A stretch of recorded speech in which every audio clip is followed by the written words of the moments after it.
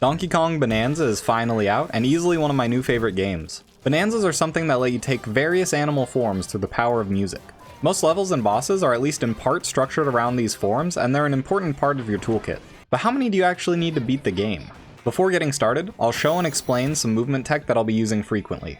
You can get a lot of distance and height by jumping, surfing, and unsurfing, either down punching for height or normal punching for distance, chunk jumping, rolling, and then punching again so that you enter the roll attack animation. Otherwise, if you hit a wall and roll, you'll bounce off. Another more situational way to get lots of distance is doing a spin jump, hitting a wall, and then immediately holding the opposite direction to maintain the wall bounce speed. You can clear some huge gaps with this. Now for the challenge. Ingot Isle goes the same as usual since we don't actually have a Bananza yet. Then comes Lagoon Layer, and here's the thing. We can almost skip the first Bananza entirely by clipping through this wall using photo mode. I don't understand how it works fully, but I think it's something to do with photo mode causing lag that then messes with the collision checks for those frames. Unfortunately, when we get down to where the boss would be, it hasn't spawned in. It only spawns in after completing the first Bananza tutorial, so until there's a way to skip the boss, we have to get that for now. I'll be tracking Bananzas obtained and Bananza usages separately, but I'll keep both as low as possible, and if you count the tutorials as usages, then you just add them together. Welcome to the party, Kong Bananza. We can also just skip Bananza tutorials by pausing and returning to layer, which is nice. And now for the boss. Pika Bruiser is pretty easy. All you have to do is destroy the little creatures it spits out at you, and wait for it to turn soft before punching it. Moving on to Hillside Layer. Here we just rush to break the Terravoider, and pay the toll to remove the banana barrier, which lets us go to Canyon. In Canyon, you can skip to the final boss of the level by making this jump, and on this tower, where you might normally smash through the concrete in Bananza form, we can just chunk jump and climb instead. The boss has two phases, one that you can break through like normal, and one made of a tougher material. Luckily, its mohawk is made of gold, which we can use to break through instead of a Bananza. Next up, we have to make a choice between Freezer and Forest. I chose Freezer because it's a lot easier to skip the Zebra Bananza. You can make this jump to skip part of the level and reach the tower you'd normally need the Zebra for. Then, to get past the first crumbling bridge, you can use any soft material like snow to make platforms and then jump across. For the second bridge, you can grab a piece of this melon and use it to jump onto this pipe. Then use some snow to do another jump, get up to the top, and you can fight the boss. All of the Poppy boss fights can be done quickly by throwing chunks at her before she starts dashing. The rest of Freezer is easy with no Bananzas until the final boss. When you hit the boss, it runs away and builds a bridge up that only the Zebra is able to run on. But if you're fast, you can hit it before it gets a chance, meaning we're done with Freezer and no Zebra in sight. Oh, and we don't even need to set foot in Forest Layer if we use this next skip. First, we break the Terravoider on Freezer side. Then, with some well-timed jumps, we can just barely reach Forest side and do the same. This completes the bridge to Void Kong and skips the Ostrich Bananza. Void Kong's no problem Bananzaless, just throw chunks at him like normal. For Resort Layer, we can skip the whole level by climbing the tower, doing a jump off the wall at this location, and then a chunk jump to reach the watermelon. Tempest Layer is where things fall apart a little. We're gonna need the Elephant Bananza to progress, so now we're at 2 obtained and 0 uses. Or we would be if we didn't need to immediately use it. There's a key in this tornado that you can't get without the elephant's inhale ability, and I'm 90% sure this is a hard-coded thing, so I don't think we'll ever see a way to get the key without it. But if a method for clipping through the ground is found, we could in theory just skip the key entirely. Either way, that brings us to 1 Bananza used, and if you can believe it, the last Bananza needed to beat the game. This is the one true Bananza of Donkey Kong Bananza. The only time you ever need to transform to beat the game. But the run is far from over. Oh, and by the way, I did this run twice, once on stream and then a second time to get some better footage of certain parts, so if you see the melon juice count change, that's why.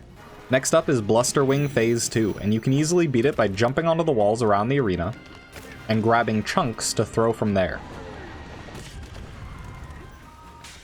In the next area, we do some fancy movement to skip the lava that would otherwise require the elephant's inhale. And then there's this part where normally the Elephant Bananza would suck up a bunch of this rainbow ore and use the stored chunks to fly to the top. Instead, we can use one to get on top of this platform and use the Fractone to build a ladder up. Once on top of the ladder, a spin jump, chunk jump, and roll is enough to get us the rest of the way, leading us finally to Blusterwing Phase 3. In this fight, if you wait long enough while dodging attacks, the boss spawns tornadoes that drop cubes. Pick them up, wait for the wind to stop, and no elephant needed. Tempest layer complete. Landfill is another easy one we can skip. Just climb up these bananas. Push yourself into this corner until you go out of bounds. And then dig back into the side once you're low enough. The second Pika Bruiser fight was a lot more annoying, but the same strategies work, so that's landfill layer complete. You don't really need a Bananza to do the racing layer, but just for fun I skipped it anyways by doing a spin jump bounce here, and then just climbing to the top of the trophy. Radiance layer is much more involved if you want to skip the Snake Bananza, which we do. First is the skip itself. You can jump onto this pathway with a chunk jump, and then to get the key, do a spin jump, surf jump, down punch, chunk jump, and roll.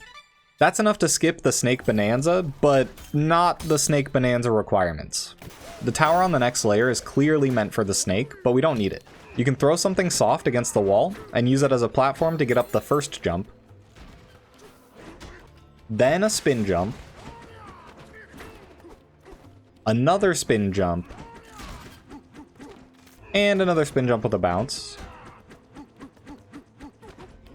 But then a spin jump.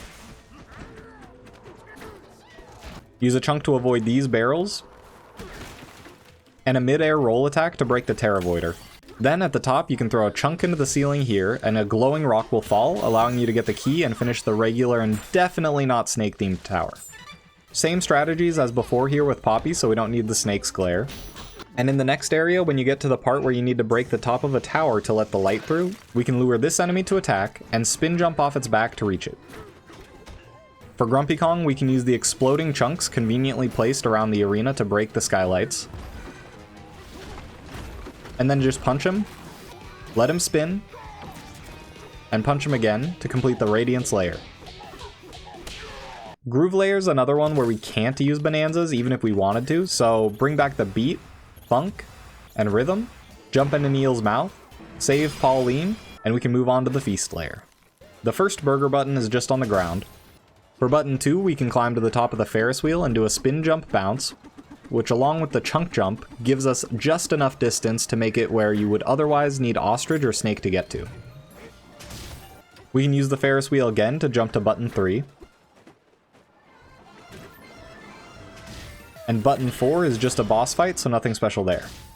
Last but not least, for button 5, we can jump across the fries to reach the ladder and complete the burger tower.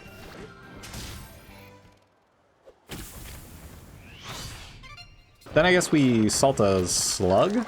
Anyways, the forbidden layer is mostly just a toll bridge, so I spent about 20 minutes hitting dirt to buy my way through. Gold lets us break these concrete walls, and the Void Kong fight is another no Bananza zone, so more punching, and after we beat him, we move on to the core. Which, to be honest, doesn't actually have that much going on for this challenge. It's all pretty easy to do with no Bananzas. There's another Stomp and Clomper, but the same strategies from before work just fine. And with all the gold laying around this wave fight, it's not that bad either. The minecart before K. Rool is blocked by this large ball, which only Kong Bananza can punch out of the way. But we can go past it and use a spin jump bounce instead to reach the boss arena. The fight itself takes a bit longer with no Bananzas, but it's not that bad. The method that worked best for me is just punching him while he fires his cannon, and sticking to the outside while waiting for his vacuum to clean up the arena. So yeah, we beat the game. Donk Bananza with only one... Oh wait, that's right. Okay, so one banana elevator ride later, we reach New Donk City. Easily the hardest part of this challenge. In this first area, there's some dirt nearby that you can pick up to make the jumps across these pillars easier. And base DK can handle these rocks on the way up. Then things get a little weird. To get across the first zebra bridge, you can pick up a fractone and use a chunk jump to place it on the bridge. Then, while standing on it, try to pick it up and then jump in quick succession to carry it with you. A couple of these is enough to reach the other side. Using a box to chunk jump at the start, and a combination of rolls and jumping after, you can get up the road to another big ball that Kong Bananza would normally punch. Instead, just roll, jump, punch, roll, punch over to the far wall and climb up. This takes us to the final part of the level. And I wish I was joking, but this part took me 7 hours to do. Basically, you grab a rock from the apple, and then jump, surf jump, attack, chunk jump, and then immediately punch up. If you do it right, you'll land on the chunk without gaining too much height, which means you can go faster, which means you don't die to the rising lava. The window to chunk jump after the first cannon is pretty small, but I found the smaller chunks had a better chance of not bouncing away. Keep doing this on the second bridge while avoiding the neckies and managing the camera.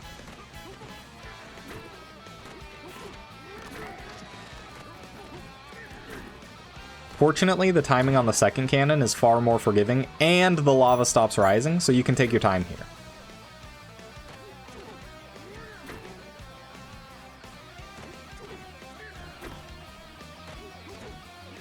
Totally worth all the time it took.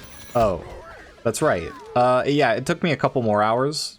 Alternatively, if you're okay using 2-player mode, you can get up here easier. You'll need to copy Fractonium earlier in the level and use it to build up. If you get too close to the final bridge, the lava starts to rise, so be careful.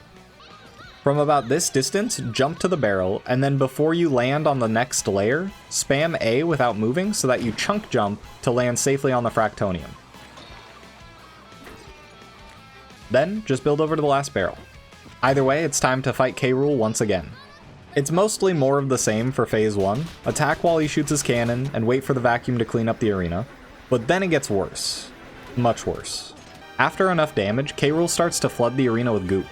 Sometimes too much to avoid unless you use Elephant or Gold, which you can get from punching the balls back as Kong Bananza. But I wouldn't want to add another Bananza to the counter, so luckily the hands that spawn are coded kinda strangely.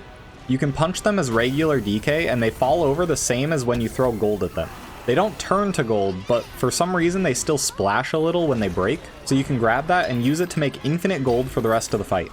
From here, it's just surviving the goop flood, throwing gold at K. Rool, and running at him when he does the huge cannonball attack to get some hits in.